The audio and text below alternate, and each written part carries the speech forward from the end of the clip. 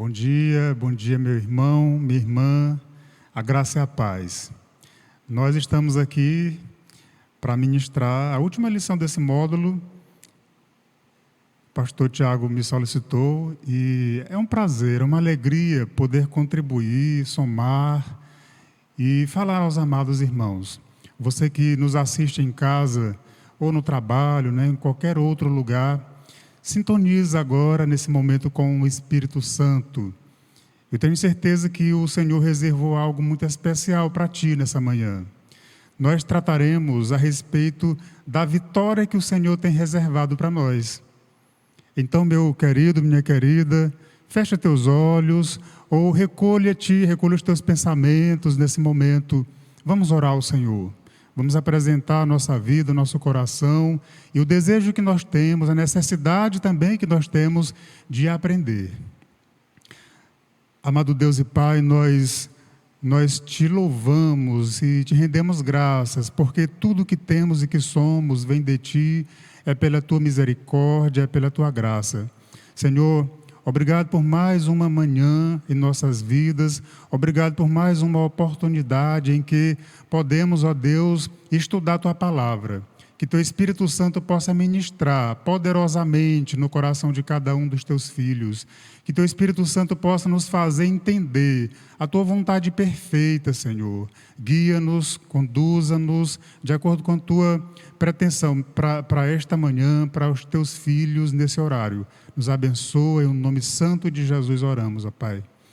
Querida irmã, meu querido irmão, viva vitoriosamente. Deus, Ele nos chamou para vivermos em vitória, e não em derrota. Obviamente que nós sofremos algumas baixas durante a nossa caminhada, mas o Senhor Jesus, Ele te chama para uma caminhada vitoriosa. E é a respeito disso que nós meditaremos nessa lição. Gostaria que você abrisse a sua Bíblia e me acompanhasse na leitura de 1 João, capítulo 5. Vamos ler 2 versículos. Versículo 3, aliás, 3 versículos, do 3 ao 5. Vamos lá? 1 João, capítulo 5, versículo 3, 4 e 5. Faça aí onde você está, abra sua Bíblia e me acompanhe nesse texto. A palavra diz assim: porque este é o amor de Deus, que guardemos os seus mandamentos, e os seus mandamentos não são pesados. Porque todo o que é nascido de Deus vence o mundo. E esta é a vitória que vence o mundo, a nossa fé. Quem é que vence o mundo, senão aquele que crê em Jesus, que crê que Jesus é o Filho de Deus? Vou repetir o versículo 5. Quem é que vence o mundo, senão aquele que crê que Jesus é o Filho de Deus? Então, esse texto já nos remete à lição, à temática que nós abordaremos aqui, que já foi tematizada, né? Viva vitoriosamente. Então, quem é que vence o mundo, senão aquele que crê em Jesus, Filho de Deus? Então, nós objetivamos que, ao final dessa lição, você seja capaz de explicar como a personalidade do discípulo de Cristo pode ser usada tanto para derrotar como para alcançar a vitória. Ou seja, a vitória está dentro de nós. Ela já foi autorizada, já foi liberada. Mas a personalidade do discípulo pode conduzi-lo à derrota, assim como também à vitória.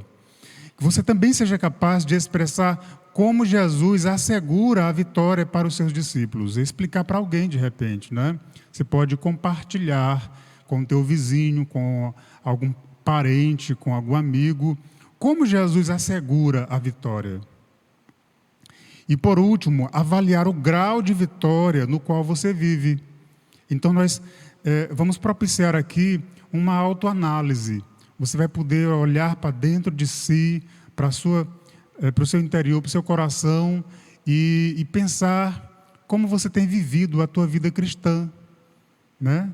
E aí poder, então, avaliar o grau de vitória em que você vive.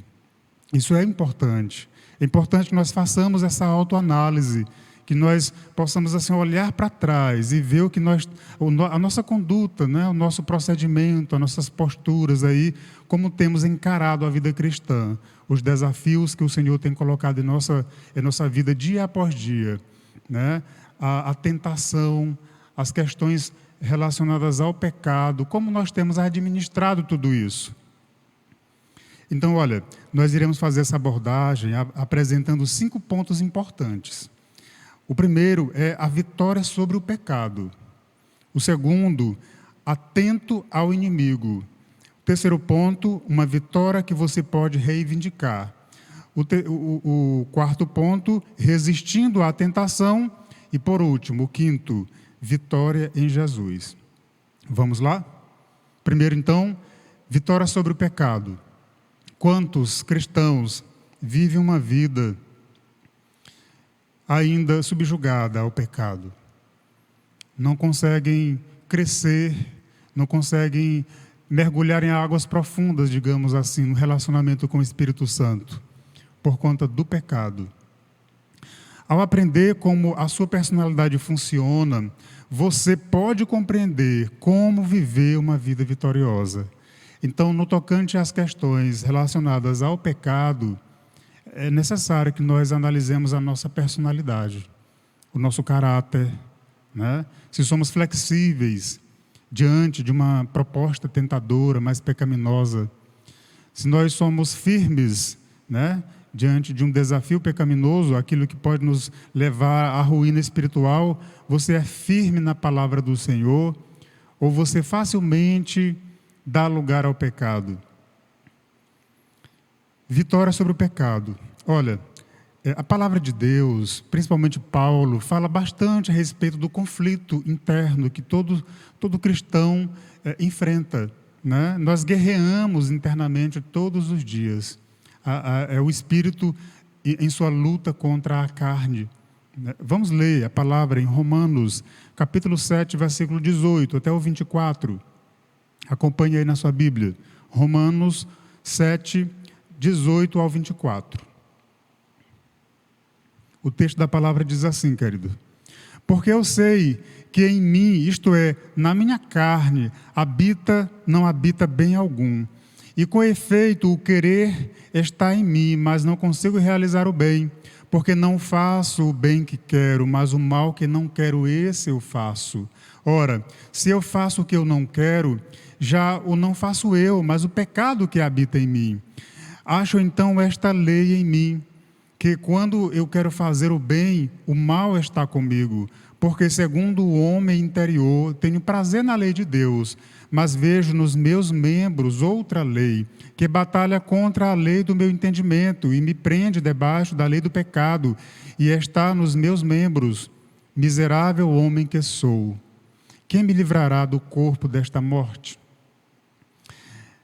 Então, assim, meu irmão e minha irmã, esse texto de Romanos, ele fala dessa batalha interna, né? Ele fala desse dilema existencial de muitos cristãos que não conseguiram vitória. Ele fala também das lutas que estamos sujeitos, todos nós estamos sujeitos à luta contra o pecado, e é importante que nós saibamos nos posicionar diante disso. O cristão mundano, ele vive então essa tensão, né? Com a porta da carne sempre aberta para o grande eu, né? É a minha natureza pecaminosa que determina o desejo do meu coração, e o meu eu está no controle então das minhas faculdades, das minhas inclinações. E o que acontece? Desejos maus entram e controlam a minha habitação. Assim vive o crente, o cristão carnal, né? Vamos ler o que Paulo diz ainda em Romanos 8, capítulo 6 até o versículo 8. Porque a inclinação da carne, ela é morte, mas a inclinação do espírito é vida e paz. Porquanto a inclinação da carne, ela é inimizade contra Deus, pois não está sujeita à lei de Deus, nem em verdade o pode ser. Portanto, os que estão na carne não podem agradar a Deus. Quem está na carne, que vive inclinado portanto, para o pecado, desagrada a Deus, ofende a Deus, porque Deus é santo. A palavra diz que aquele que não se santificar, aquele que não buscar a santificação, não verá Deus, não pode ver Deus, né? Então é isso, a palavra de Deus, ela nos exorta a respeito dessa verdade. Vitória sobre o pecado, vamos ver aqui como o crente que vive de acordo com o Espírito, ele escolhe Cristo diariamente. Olha, o cristão espiritual, ele não é perfeito. Não há aquele cristão perfeito. Por mais dedicado, por mais esforço que ele tenha na sua empreitada espiritual, ninguém é perfeito. Nós estamos sujeitos ainda estamos nesse tempo, limitados, né, às circunstâncias que nos cercam, a nossa própria natureza ainda. Vivemos sujeitos a essas situações. Não existe ninguém perfeito. Estamos em processo de santificação, né? E diariamente, o crente que tem sinceridade no coração, conscientemente, ele permite que o Espírito Santo de Deus o encha. Nós sabemos que estamos sujeitos ao pecado, mas conscientemente, diante de uma provocação da carne, o crente, ele procura encher-se do Espírito Santo, como o próprio Paulo, lá em Efésios capítulo 5, versículo 18, diz, não deis lugar ao diabo, né? E no mesmo contexto fala assim, não vos embriagueis com vinho que há contenda, mas enchei-vos do Espírito Santo. É como fosse uma determinação nesse texto, um imperativo, né? Uma determinação, uma ordem. Não deis lugar, não vos embriagueis com o vinho, no que há contenda, mas enchei-vos do Espírito Santo. E a gente pensa assim, então, o crente consciente da sua própria necessidade e sincero na sua fé, ele busca o enchimento do Espírito Santo. E quando a tentação vem, ele fecha a porta para Satanás e abre a porta para o Senhor Jesus. Vamos ver o que a palavra diz a esse respeito, principalmente no tocante à natureza carnal. Olha, Efésios capítulo 5, versículo 3. Assim, a gente vai explorando aqui muitos textos durante toda a lição. Fica com a tua Bíblia no ponto aí e abra agora em Efésios capítulo 5, versículo 3. Veja o que nos exorta a palavra. Mas a fornicação e toda a impureza ou avareza nem ainda se nomeia entre vós, como convém a santos. Olha o quanto a palavra valorizou, né? Nós estamos nos afastando, escolhendo lugares, pessoas, situações que não se verifique a fornicação ou qualquer espécie de impureza ali naquele lugar, ali com aquelas pessoas, né? O crente ele tem que estar isento destas coisas. Colossenses 3:5. Vamos lá, Colossenses 3:5. Mortificai, pois, os vossos membros que estão sobre a terra, a fornicação, a impureza, a afeição desordenada, a vil concupiscência, a avareza, que é a idolatria. Então isso aí nós temos que mortificar.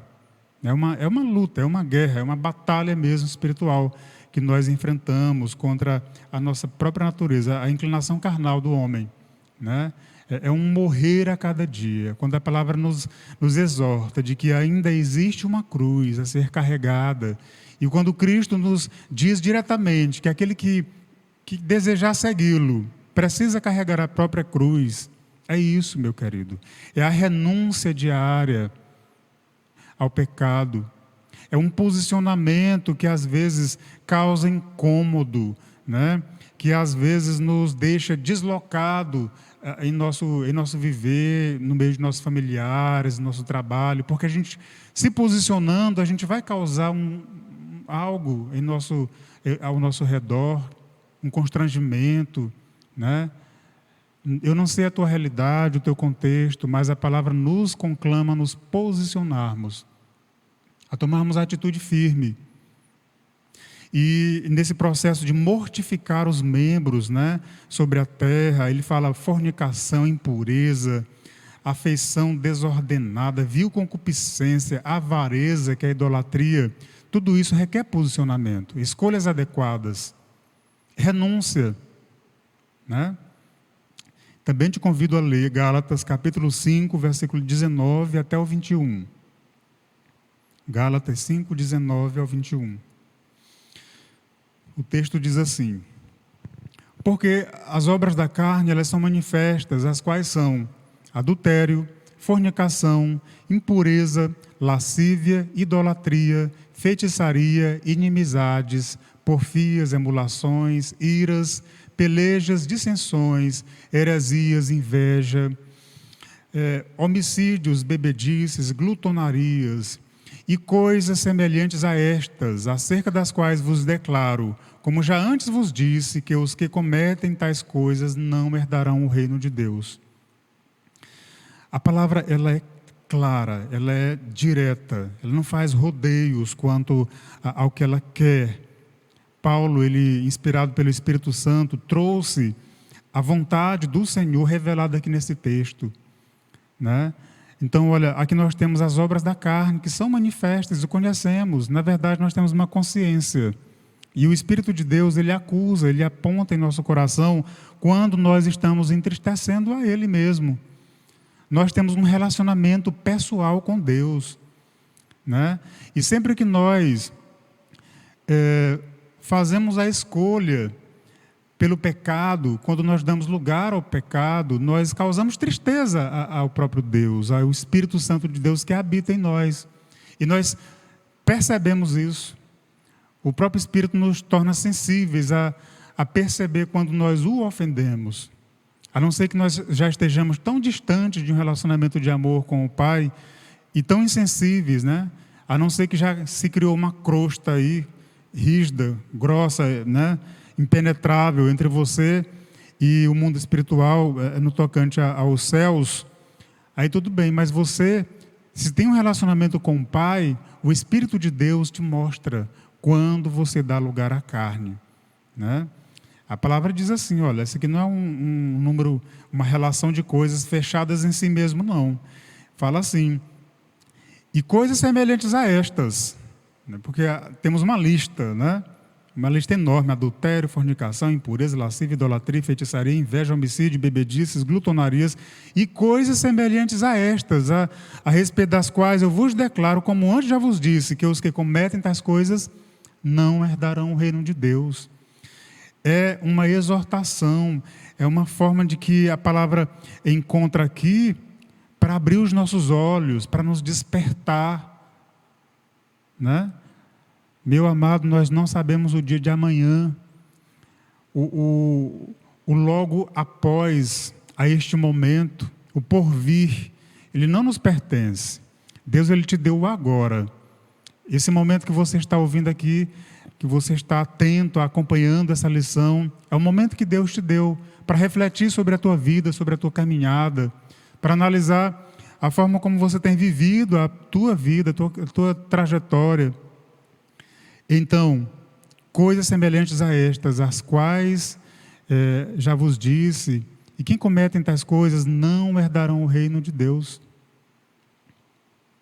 Por outro lado, Deus nos dá vitória sobre tudo isso, né? A palavra nos aponta o caminho do Espírito Santo. Gálatas 5:22, já seguindo o mesmo texto.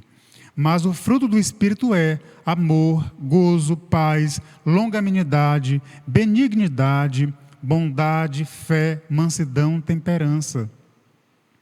E para estas coisas aqui não há lei. Efésios 5:2. E andai em amor, como também Cristo vos amou, e se entregou a si mesmo por nós, em oferta e sacrifício a Deus, em cheiro suave. Andar em amor, né? O Senhor disse que nós seríamos reconhecidos como seus discípulos pelo amor. Então, o amor seria aquela marca distintiva de quem é discípulo do Senhor Jesus e de quem não o conhece. Só quem de fato conhece o Senhor Jesus faz uma escolha pelo amor, né?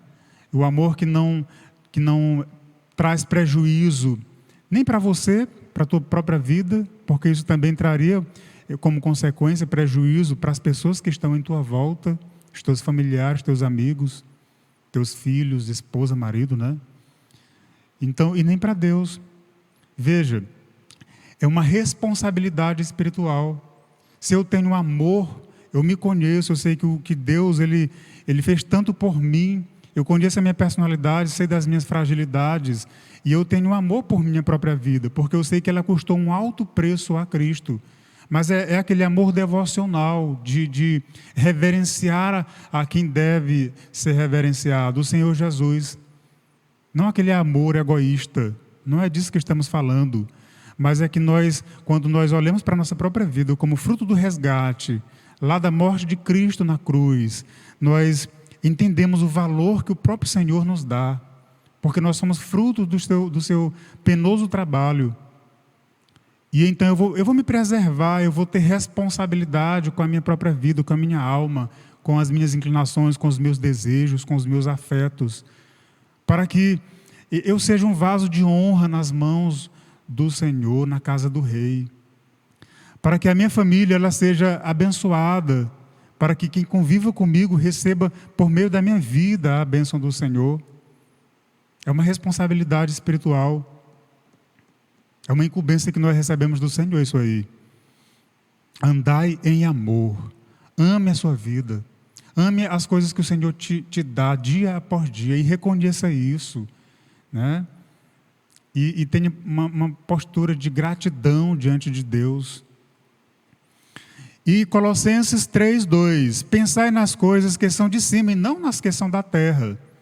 Então, é outra estratégia para nós livrarmos do pecado, é ter o nosso pensamento conectado com os céus, é ter uma perspectiva de reino. Eu pertenço ao reino de Deus, eu sou um mero peregrino aqui nessa terra, eu não posso me apegar às coisas mundanas, passageiras, coisas efêmeras, que vão e que daqui a pouco não existem mais, aliás, que vem, aparece na minha vida, daqui a pouco desaparece.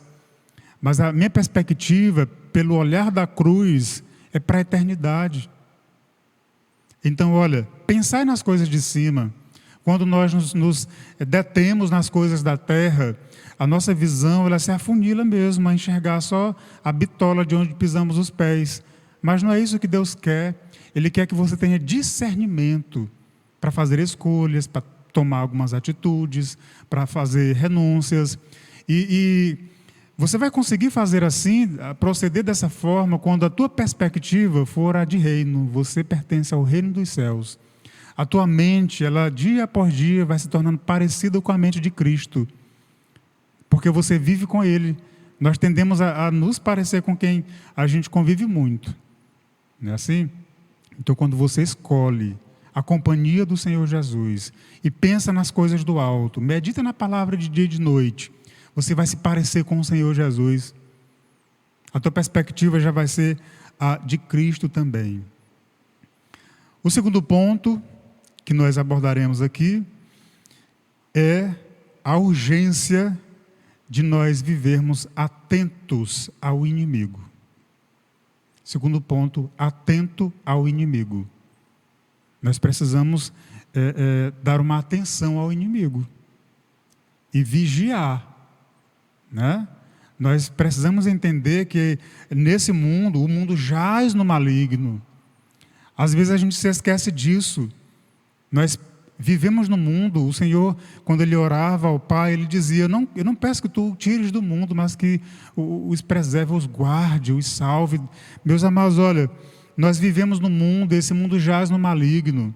E nós precisamos olhar e dar uma atenção especial para as coisas que são do maligno, para que ela não nos afete. O viver vitoriosamente, então, envolve o estar consciente do poder de Satanás e também de se manter distante dele. As armas de Satanás, elas são poderosas. Somente um cristão muito tolo erraria ao ponto de não levar Satanás a sério, de brincar com isso, de se acomodar. As forças que você precisa encarar, nós temos aqui 3 elementos, 3 forças que você precisa encarar com seriedade. A primeira delas é a carne, já falamos bastante aqui, vamos continuar a falar. A segunda força é o mundo, né? E a terceira, então, é Satanás. Vamos lá? Vamos verificar na palavra isso aí. Gálatas 5:17. Acompanhe na sua Bíblia. Gálatas 5:17. Porque a carne, ela cobiça contra o espírito, e o espírito contra a carne. E estes opõem-se um ao outro para que não façais o que quereis. Então, é aquele conflito interior, né? Que você acaba não fazendo o que você quer. O Paulo já falou muito a respeito disso em Romanos, e ele diz que a inclinação para a carne é morte, a inclinação para o espírito é vida. E é preciso que nós tenhamos vitória, né?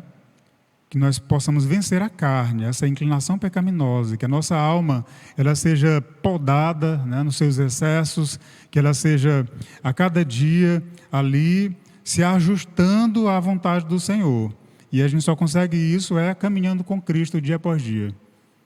Tendo leitura da palavra, vida de oração, comunhão com os demais santos irmãos da igreja, né?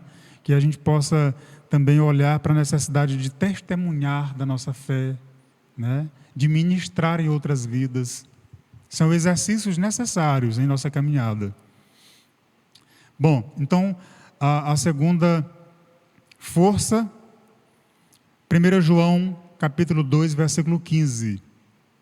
Não ameis o mundo, nem o que no mundo há. Se alguém ama o mundo, o amor do Pai não está nele. Então, já falamos disso também, de que o mundo ele jaz no maligno, de que nós não pertencemos a este mundo, somos peregrinos, que a materialização das coisas desse mundo não pode nos prender. Né? Nós não podemos amar mais as coisas do que as pessoas, como tem sido uma realidade em tantas vidas isso aí. E a terceira força, Satanás. 1 Pedro, capítulo 5, versículo 8. Sede sóbrios, vigiai, porque o diabo, vosso adversário, anda em derredor, bramando como leão, buscando a quem possa tragar. Então é preciso que nós estejamos vigilantes, atentos ao que nos acontece.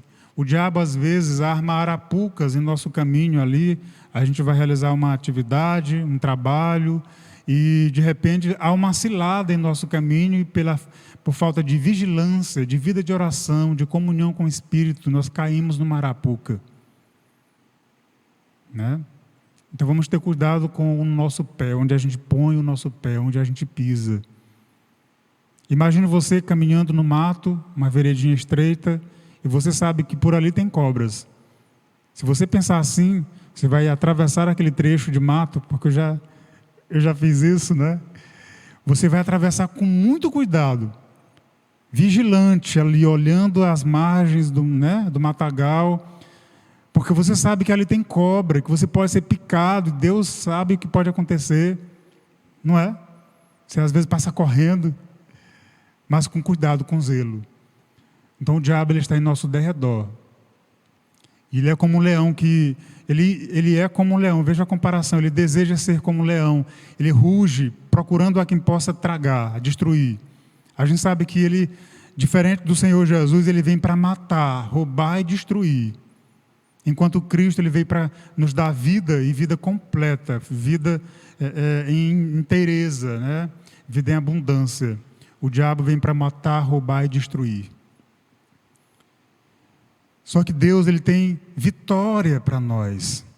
O tema da nossa lição é esse, é que nós sejamos vitoriosos, é que nós, tenhamos a nossa vida cristã vitoriosa contra a carne, vitoriosa contra o mundo, vitoriosa contra Satanás.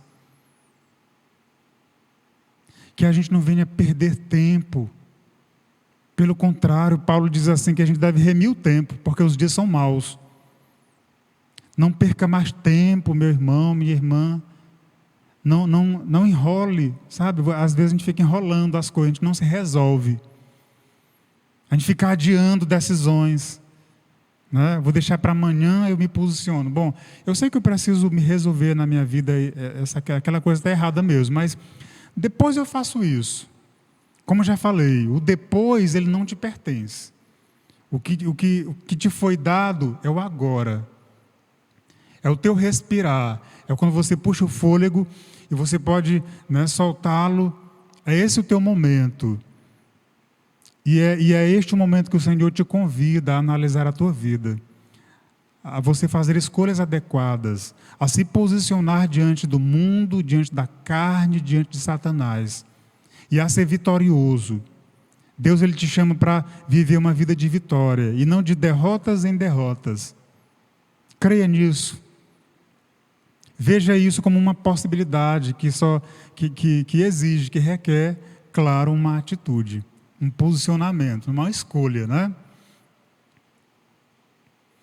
Então a vitória ela já foi conquistada.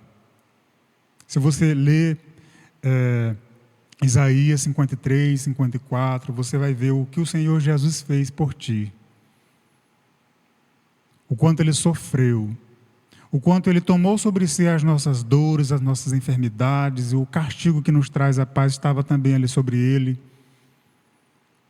O quanto Ele foi pisado, machucado. E o profeta diz que olhávamos para Ele e não o víamos como algo semelhante a um homem. Estava desfigurado. O Senhor Jesus ele tomou para si a nossa maldição. E na condição de maldito, Ele aniquilou ali o mundo, a carne e Satanás. E nos deu um caminho de vitória. E nos oferece esse caminho de vitória. Meu querido, olha, lá no finalzinho do capítulo 53, você vai encontrar o texto da palavra dizendo que ele olhou e nos viu e se alegrou. E nos viu como fruto do seu penoso trabalho. É importante que a gente entenda a palavra e a gente tenha sensibilidade para a proposta que o Senhor nos oferece, que o Senhor nos faz. Ele nos faz uma proposta de vida vitoriosa. Ele nos convida para vivermos em novidade. Não como antes de conhecê-lo, mas um andar em novidade. Né? É aquele andar que todos os dias você deseja conhecer mais e mais o Senhor. Como diz Oséia, né? Conhecer e prosseguir em conhecer ao Senhor. E é essa caminhada de descobertas, porque você se relaciona com o Pai Celestial, e todos os dias você descobre algo, porque você tem experiência de vida com Ele. A palavra revelada te guia, te dá a direção, te mostra o caminho, te mostra como se relacionar com Deus.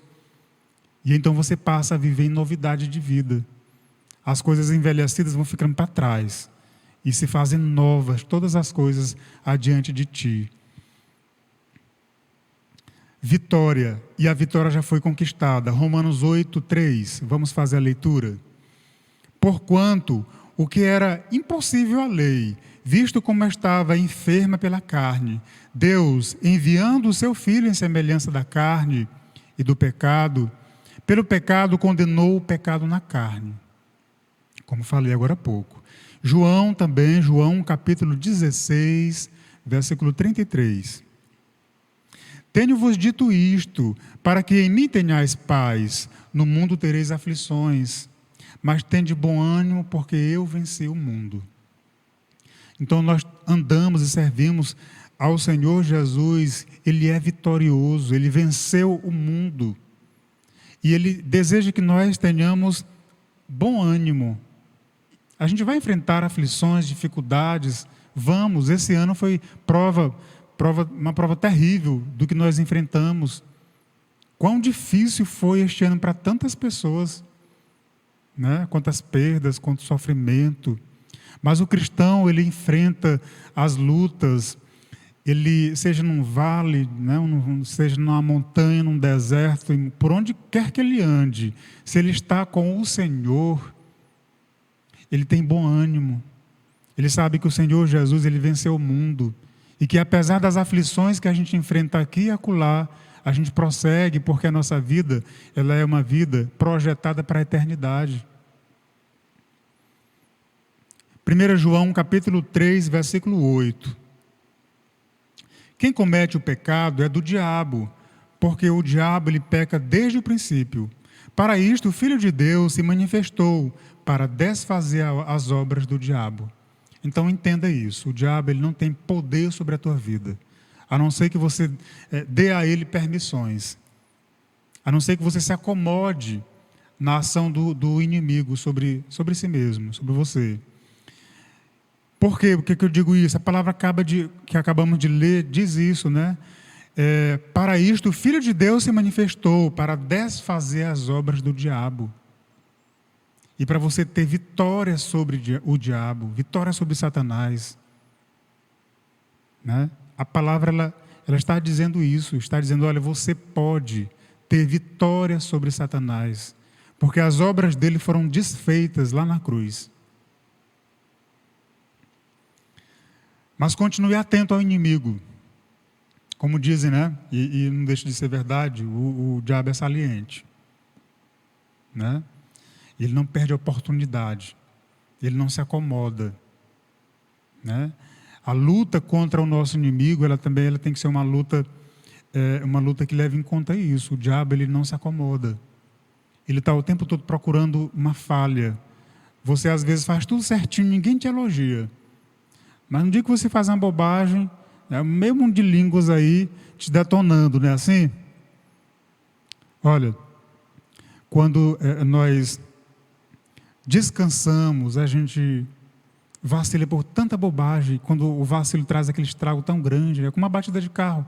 Você se distraiu um minutinho no celular e pá, bate no veículo da tua frente ali, e você, puxa, olha só o prejuízo que isso vai me trazer. Um minutinho desatento. Bem que eu podia ter deixado isso para depois, a mensagem de celular para depois, que podia continuar atento, agora eu vou ter que pagar um prejuízo enorme aqui do outro carro, e o meu vai ficar danificado. Olha o prejuízo. É assim quando a gente deixa de vigiar. Né? É isso que acontece quando nós nos acomodamos. O diabo ele não se acomoda. Ele vai aproveitar as oportunidades que nós, às vezes, deixamos ali, as brechas, ele aproveita. É por isso que nós devemos vigiar e orar. Quando nós oramos, Deus nos dá discernimento, nos sensibiliza para que a gente enxergue com mais facilidade o que nos cerca, o que está em nossa volta. Bom, continuando. Olha, vitória. E que vitória? Que vitória é esta que nós conquistamos na cruz? Né? Você não está sozinho. E quando você resiste aos ataques de Satanás, Cristo ele já foi à tua frente. E conquistou a vitória para você, ele providenciou isso. Na cruz, ele condenou o pecado na carne, venceu o mundo e destruiu o trabalho do diabo.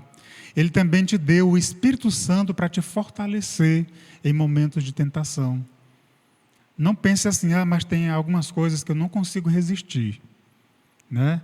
Tem algumas provas, eu acho que são assim, fortes demais para mim, eu não tenho força para suportar. Isso não é verdade. Né? Não é verdade. Deus ele não permite que uma prova venha sobre a tua vida, que você não seja capaz de suportar. E a palavra ainda diz, em 1 Coríntios 10, que junto com a prova vem um escape.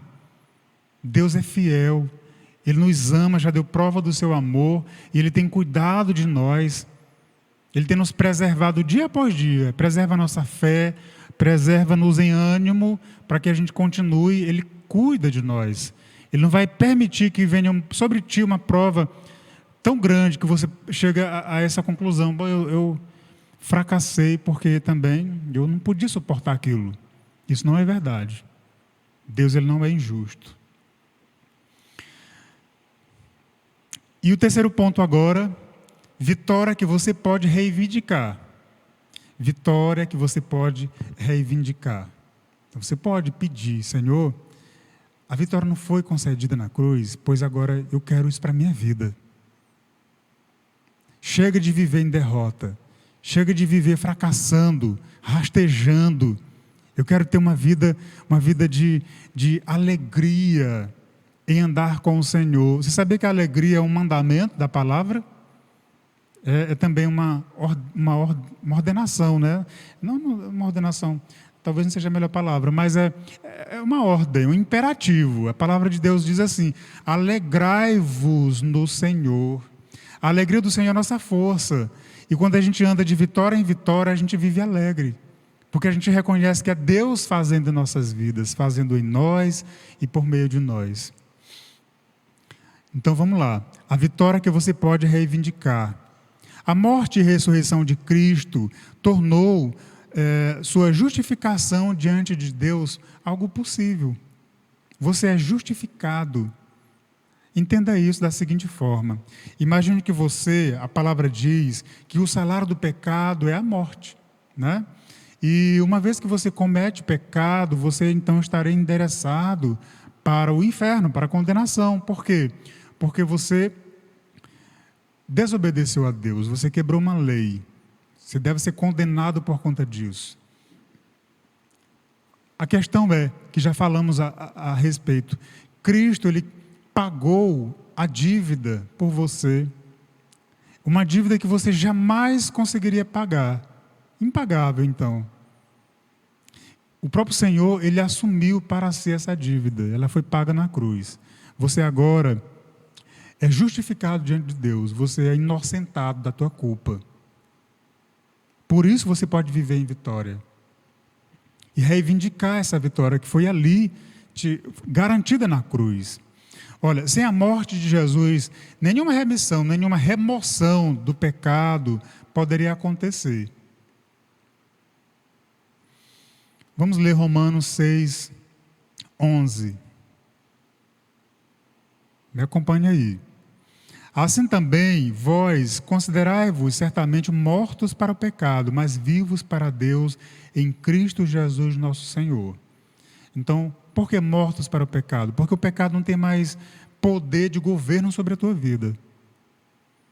E a morte de Cristo na cruz, ela te dá agora essa possibilidade de viver, né? De viver, de ter vida de fato com o Senhor Jesus. Vivos para Deus. É como a simbologia do batismo, né? Quando nós reconhecemos e demonstramos arrependimento por causa do que fizemos quando éramos inimigos de Deus, nós morremos com Cristo e somos sepultados com Cristo para uma vida de pecado, né? Sepultados ali para uma vida de derrota. Mas então a gente sai das águas como quem ressurge para uma vida de vitória. Como quem ressuscita com o Senhor Jesus, para ter vida com Deus. Vamos ler ainda 1 Coríntios capítulo 15, versículos 56 e 57. Ora, o aguilhão da morte é o pecado, e a força do pecado é a lei. Mas graças a Deus que nos dá a vitória por nosso Senhor Jesus Cristo. 1 João 1,7. Mas se andarmos na luz, como Ele na luz está, temos comunhão uns com os outros, e o sangue de Jesus Cristo, seu Filho, nos purifica de todo pecado. Nos limpa, nos torna aptos a ter comunhão com o Pai, comunhão com o Senhor. O Senhor é santo. A palavra diz que aquele que não se santificar, não verá Deus, porque Deus Ele é santo. E o sangue de Cristo, derramado ali na cruz, nos purifica de todo o pecado. E nos dá vitória sobre a carne, nos dá vitória então sobre o mundo e sobre o diabo. Deus Ele te chama, não para ter uma vida, sabe, de pedinte, de quem vive na humilhação, vive o tempo todo na marginalização do mundo espiritual, um coitado. Não é para isso não. Ele te chamou para ser vitorioso. E Ele tem guardado essa vitória para ti. Se você não tem desfrutado de uma vida vitoriosa, é hora de você reivindicar. Morrer para uma vida de derrota nas mãos do mundo, da carne e do diabo, produz uma vida vitoriosa sobre esses três conhecidos adversários: a carne, o mundo e Satanás, que já falamos, né?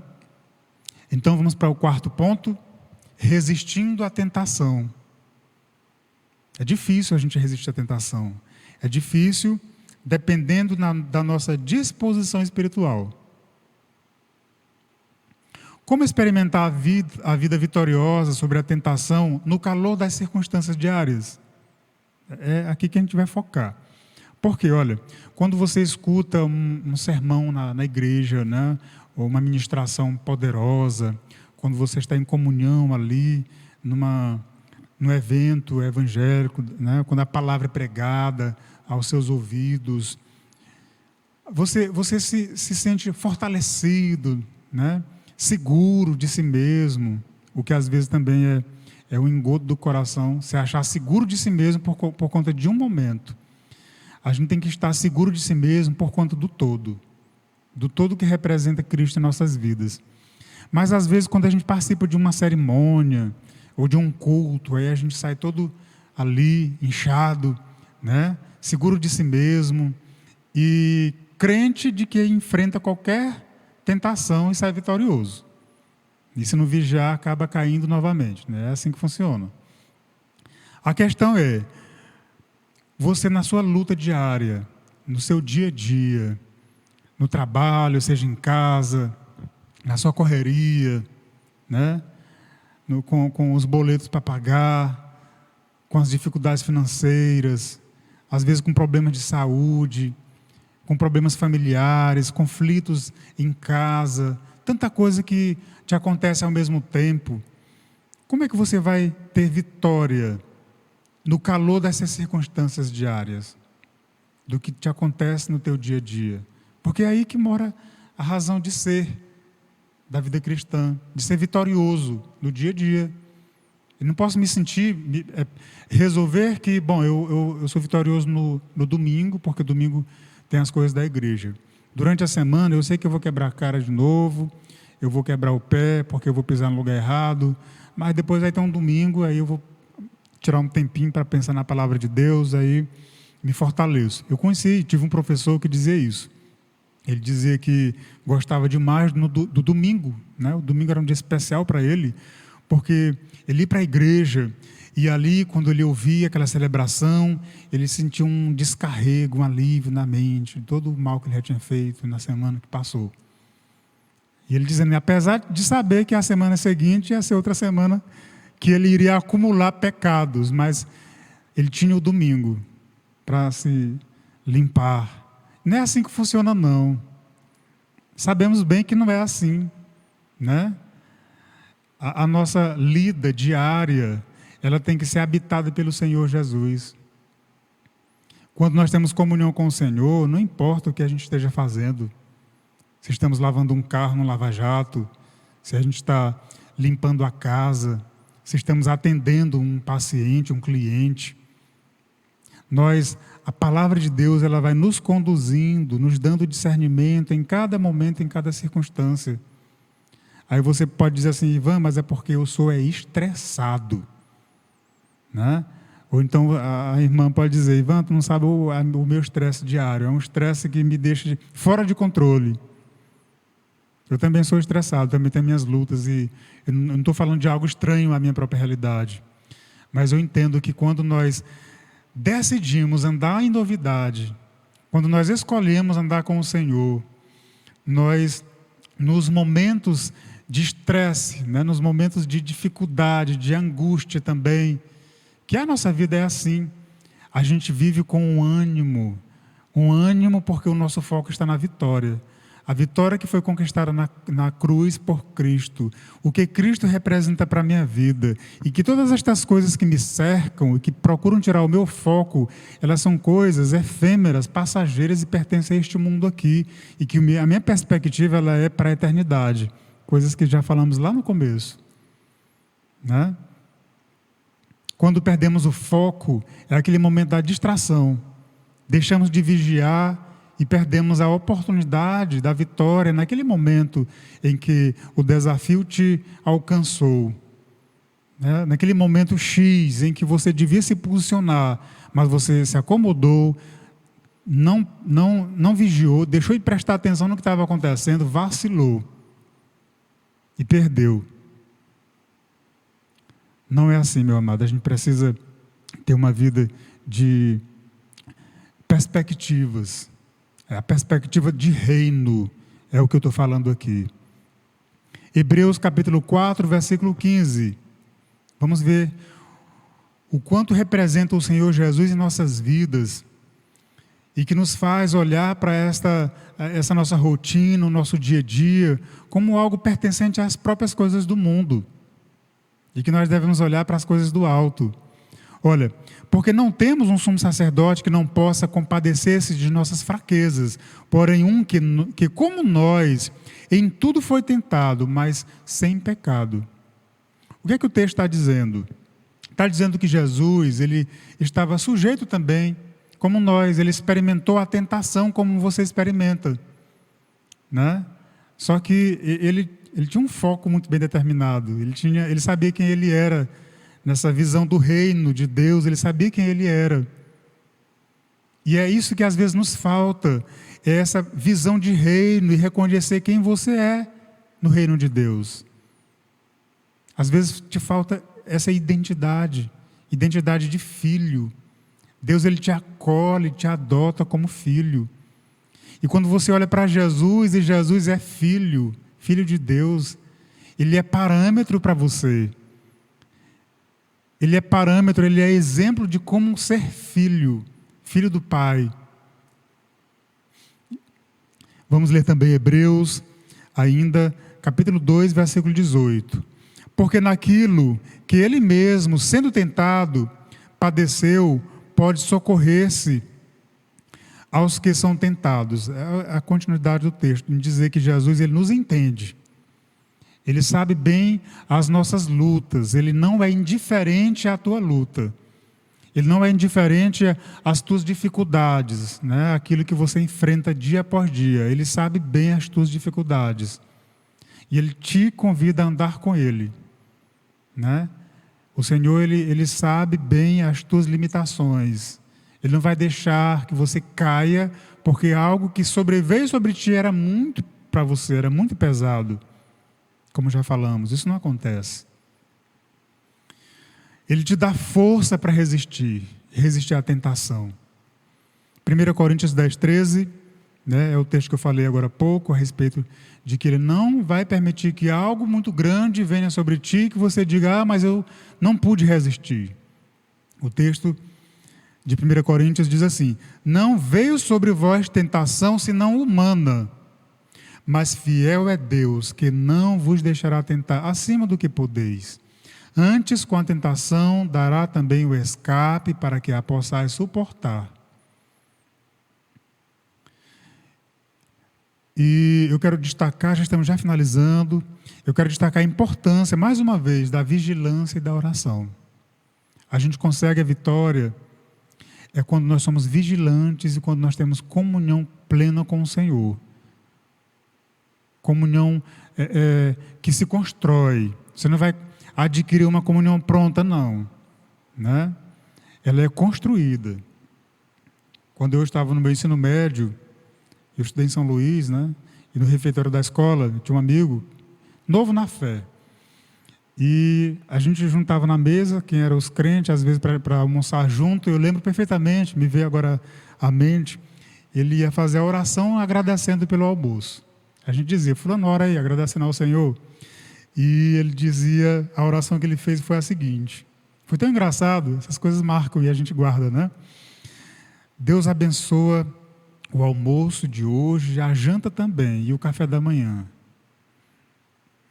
E a gente riu, brincou com aquilo. Depois, claro, a gente queria também ensinar a respeito de relacionamento, que a gente se relaciona com Deus não para desencargo de consciência. As coisas que a gente faz nesse relacionamento não é para isso, para desencargo de consciência, não é um comprimido que você toma para dor de cabeça. Mas Deus é pessoa. Deus, ele é uma pessoa. E então a gente vai desenvolver, a gente vai construir um relacionamento pessoal com Deus. Dia após dia. Como é que você tem se relacionado com o Pai? Tem sido aquele jeito mecânico de fazer as coisas por desencargo de consciência? Ou tem sido um relacionamento em que você respeita, porque ele é uma pessoa que está contigo, em que você ama, porque você reconhece tudo que ele fez em teu favor. É uma pessoa que você gosta de estar na companhia dele, e você conversa os teus anseios, os teus medos, e também compartilha as tuas alegrias, os teus projetos. Deus, ele é pessoa, lembra-te disso sempre. E ele deseja ter um relacionamento pessoal contigo. Então é importante que você tenha vida de oração, e que na tua oração você converse com Deus. E vai ser momento, claro, haverá momento em que você vai se colocar de joelho e em prantos e em clamor. E haverá outro momento em que você vai conversar balançando numa rede.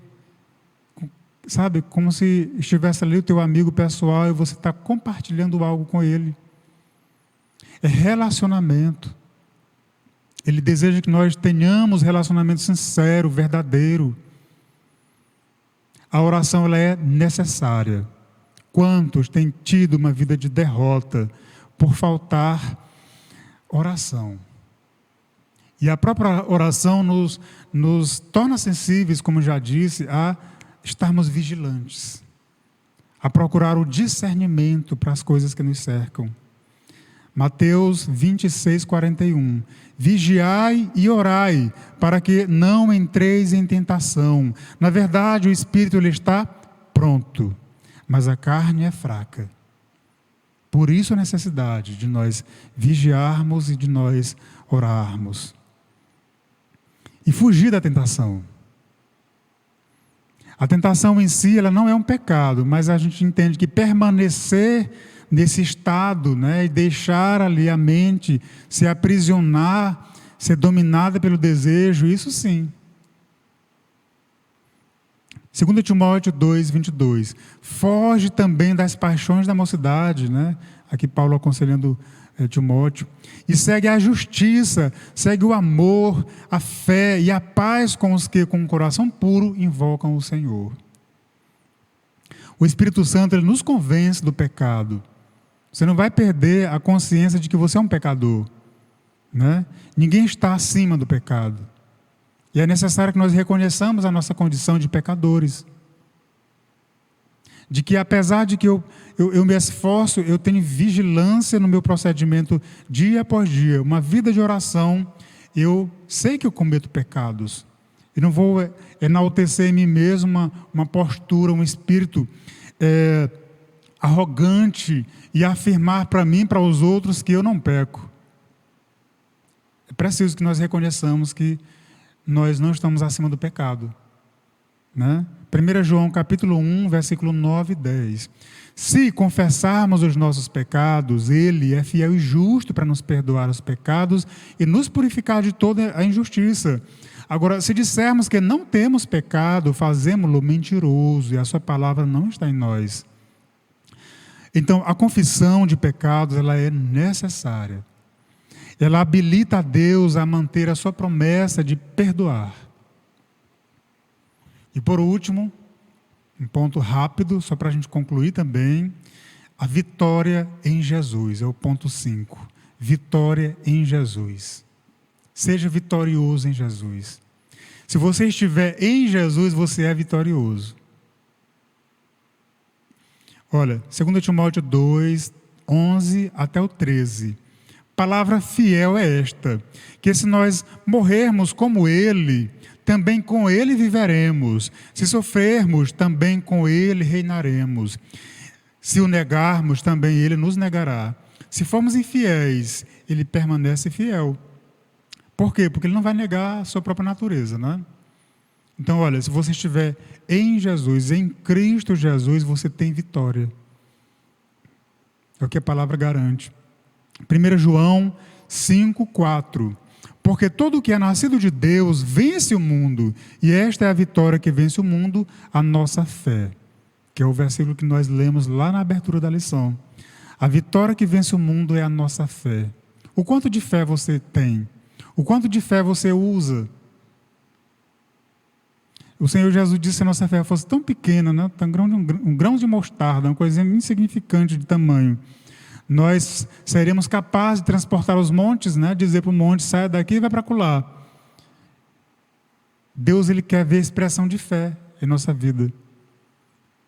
E a expressão de fé, mesmo pequena, ela é poderosa. João 16:33. Tenho-vos dito isto, para que em mim tenhais paz. No mundo tereis aflições, tende bom ânimo, eu venci o mundo. É outro texto que já lemos e que eu quero finalizar aqui, é com esse texto. Quando, eu nunca vou esquecer, meu querido, e minha irmã, você que sabe um pouco da minha história, já contei em outros momentos, quando a minha filha, Mariane, hoje tem 11 anos, na época, ela tinha 7 anos e foi acometida, foi diagnosticada com leucemia, e enfrentamos uma batalha terrível, e Deus nos deu vitória. Deus, Ele, dia após dia, confirmando em meu coração a vitória. E todos os dias, quando eu acordo, e Mariane senta-se ali à mesa para tomar café, e eu digo, como você está linda. E olho para ela crescendo, já está quase a minha altura já.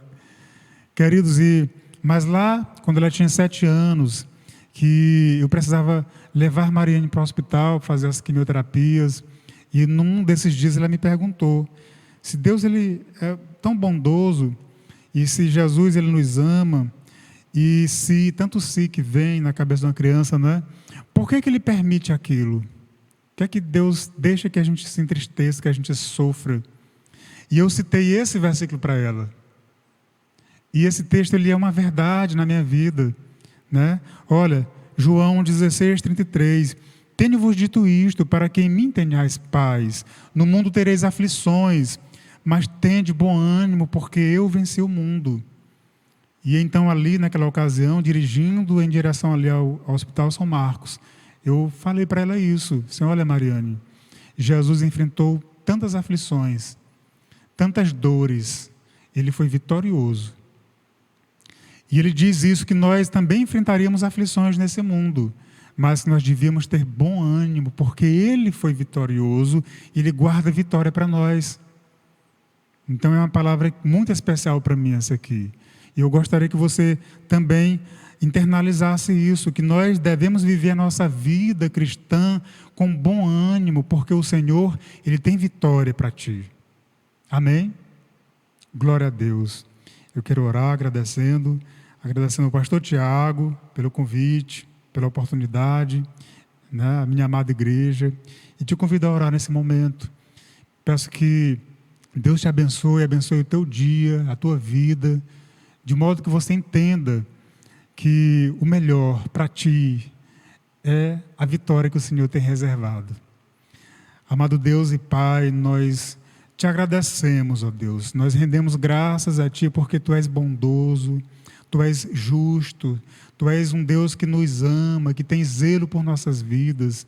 Obrigado, Senhor, por tudo que foi ministrado aqui nessa hora. Deus, que Tu venhas abençoar o Teu filho, a Tua filha que está também em oração. Deus, abençoa esse coração, traga vitória para esse lar, traga vitória para esta vida. Ó Senhor, dê, Pai, a compreensão, Deus, o discernimento que o Teu filho, que a Tua filha precisa nessa hora. E que ele escolha andar com o Senhor, entendendo que na caminhada enfrentará aflições, é verdade, mas que o Senhor tem vitória. Obrigado por este momento, Pai, por esta palavra tão especial. Toda honra e toda glória a Ti, Senhor, porque a Ti é devido. Em nome santo de Jesus oramos, ó Pai, agradecidos. Amém, é que eu me despeço. Fique na paz, queridos.